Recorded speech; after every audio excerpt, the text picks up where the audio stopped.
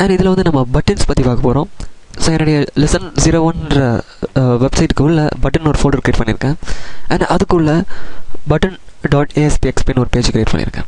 And இந்த பேஜில் தான் இப்போ பட்டன்ஸை பற்றி நான் எக்ஸாம்பிள்ஸ் பார்க்க போகிறோம். அண்ட் இங்கே நான் இப்போ ஒரு பட்டனை போடுறேன். இது நம்ம நார்மலாக யூஸ் பண்ணுற பட்டன். ஸோ இந்த எக்ஸாம்பிள்ஸில் இந்த வீடியோ சீரீஸில் நம்ம அதிகபட்சமாக இந்த பட்டன் தான் யூஸ் பண்ணியிருப்போம். ஸோ இந்த பட்டனை பற்றி நம்ம ஆல்ரெடி நமக்கு ஓரளவுக்கு தெரியும். பட் இது தவிர்த்து நிறைய பட்டன்ஸ் இருக்குது. ஸோ பிஃபோர் தட் என்னோடய சோர்ஸ் வீக் வரேன். நான் வந்து ஒரு டிவிஷன் க்ரியேட் பண்ணிக்கிறேன். இன்கேஸ் நம்ம டிவிஷன் க்ரியேட் பண்ணாமல் நம்ம வந்து டைரெக்டாக ஒர்க் பண்ண ஆரம்பித்தோன்னா நமக்கு இந்த மாதிரியான ப்ராப்ளம்ஸ் வரும். அதாவது நம்மளால் இந்த பார்டரை வந்து சரியாக கட்டுப்படுத்த முடியாது. ஸோ அதுக்காக என்ன பண்ணிக்கலாம், எப்போதுமே இந்த கண்டென்ட் பிளேஸ் ஹோல்டருக்கு உள்ள ஒரு பார்டரை க்ரியேட் பண்ணியிருக்கேன். ஸோ அதுதான் பெஸ்ட் ஐடியா. ஓகே, அண்ட் இது நம்மளுடைய நார்மல் பட்டன்ஸ். ஸோ இன்னும் 2 டிஃப்ரெண்ட் டைப் ஆஃப் பட்டன்ஸ் இருக்குது. ஸோ என்னென்னா link button and image button அப்படின்னு சொல்லுவாங்க.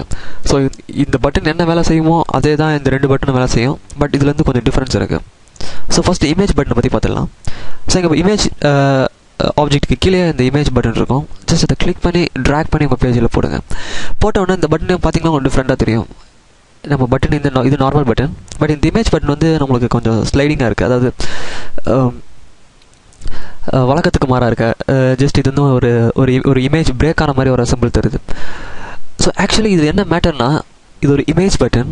ஸோ நம்ம ஒரு இமேஜை இதுக்கு கொடுக்கணும். ஸோ அதுக்கு இந்த மெத்தனை கிளிக் பண்ணிவிட்டு சைடில் ரைட் ஹேண்ட் சைடில் ப்ராப்பர்ட்டி பேனல் வந்தீங்கன்னா உங்களுக்கு தெரியும். ஜஸ்ட் இமேஜ் யூஆர்எல்னு இருக்கும்.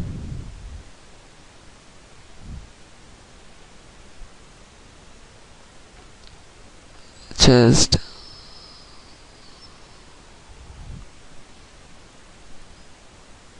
அண்ட் தோ இங்கே இருக்குது இந்த இமேஜ் யூஆர்எல். ஸோ இதை கிளிக் பண்ணிங்கன்னா நமக்கு ஆட்டோமேட்டிக்காக ப்ரௌஸ் பண்ண ஆரம்பிக்கும். அண்ட் இங்கேருந்து நம்ம வந்து நம்மளுடைய அந்த இமேஜை எடுத்துக்கலாம். பட் ஆக்சுவலி இப்போ பார்த்திங்கன்னா நமக்கு எந்த ஒரு இமேஜும் இல்லை. நம்ம வெப்சைட்டில் ஒரு புதுசாக ஒரு ஃபோல்டர் ஆட் பண்ணலாம். அதுக்கு இமேஜஸ் அப்படின்னு பேர் கொடுத்துடலாம். ஸோ நம்ம வெப்சைட்டில் நம்ம யூஸ் பண்ண போகிற எல்லா இமேஜஸையும் இந்த ஃபோல்டர்ஸ்குள்ளே தான் நம்ம வந்து சேவ் பண்ணி வைக்க போகிறோம். Folder name. ஸோ ஆல்ரெடி இமேஜின்னு ஒரு ஃபோல்டர் இருக்குது நம்மளுக்கு. ஜஸ்ட் இந்த ஃபைலை டெலீட் பண்ணிக்கலாம்.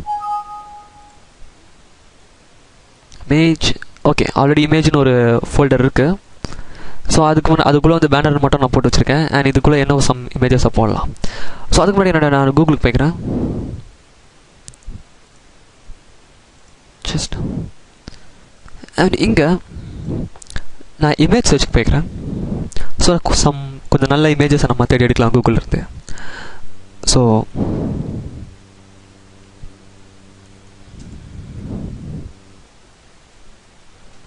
இமேஜ் பட்டன் கொடுக்க அண்ட் இதுலேருந்து நம்ம ஒரு நல்ல இமேஜஸ் தேர்ந்தெடுக்கலாம். இமேஜ் பட்டன் மட்டும் கொடுக்கலாம். Just okay. ஸோ அங்கே நிறைய டைப் ஆஃப் பட்டன்ஸ் இருக்குது. ஜஸ்ட் நான் வந்து இந்த பட்டன் எடுத்துக்கிறேன். ஸோ நியூ டேப்பில் போயிட்டு ஜஸ்ட் இதை ரைட் கிளிக் பண்ணி சேவ் இமேஜஸ். அண்ட் நான் இந்த இமேஜ் எங்கே சேவ் பண்ணுறேன் அப்படின்னா என்னுடைய மை டாக்குமெண்ட்ஸில்